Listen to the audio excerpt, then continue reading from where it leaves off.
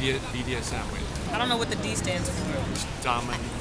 Do you not know just because your mom is sitting right next to you? Like bondage, something, sadomasochism. A lot of leather, I feel like. BDSM has quite a few terms. For example, the B and D can be bondage and discipline. The D and the S can stand for dominance and submission, and then the S and M stand for sadomasochism or sadism and masochism. So yes, as you may have guessed with all this BDSM talk, I just finished the 50 Shades of Grey trilogy. And so what qualifies as BDSM has been on my mind. Because honestly, compared to one episode of Dan Savage's Stranger podcast, the 50 books were pretty tame.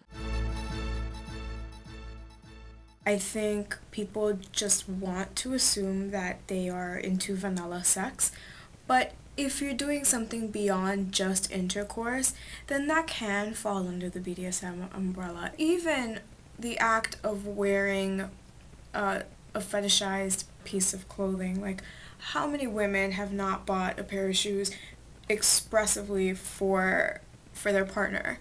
I mean, Amy Winehouse even has a song about it, Fuck Me Shoes.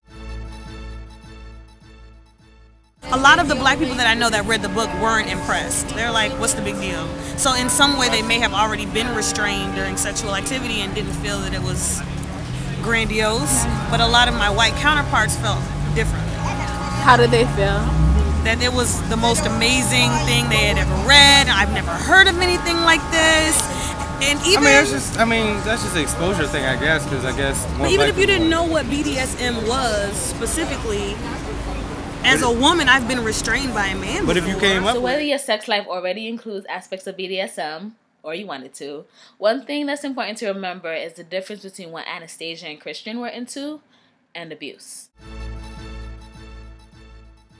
Do you think BDSM practices could ever cross the line into abuse? They can. BDSM practices can absolutely cross the line into abuse, but there's a phrase that's commonly used called safe, sane, and consensual. You always have to be safe, you should be sane, and there has to be mutual consent. If there isn't, then that's a problem.